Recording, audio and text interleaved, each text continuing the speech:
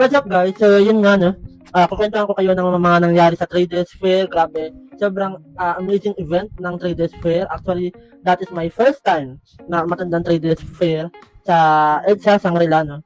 And ang dami kong mga nakitang mga iba't ibang mga klase ng tao na gusto matuto mag-trade, ay iba may skills na.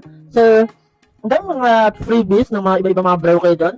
So, pili lang kayo talaga ng mga trusted broker na pwede nyo magamit. So, for me, as of the moment, ang ginagamit ko talaga ng broker ay Video Market para sa mga nagtatanong. Mapuntahan nyo rin yung Traders Fair next year kasi sa maraming mga freebies, marami kayong matututunan talaga from different speakers, from different personalities na naka-experience ng challenges and hardship sa kanilang trading journey or trading career.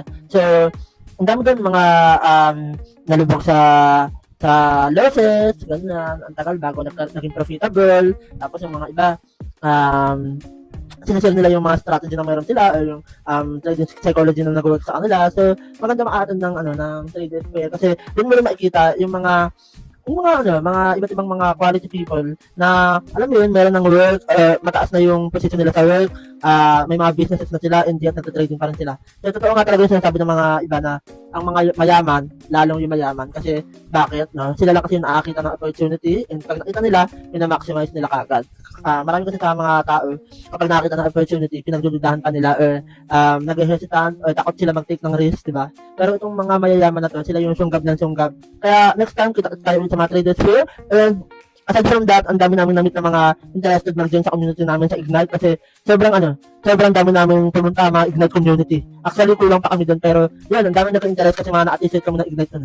Kaya kung gusto niyo rin ma-join sa community namin, yun yung goal namin, magkaroon kayo ng community na kung saan hilahan tataas talaga. Na talagang nagsishare ng mga strategy, nagsishare ng magaganda experience, ng positivity na nakatulong sa'yo as a trader. Kasi dati, di ba, ang mga traders, kanya-kanya lang yung mga galawan. Pero ngayon, may mga community na tayo. So, iba yung nakagawa ng community. It builds growth. Mas mabilis mo talaga makakuha yung growth kapag meron ka kasama.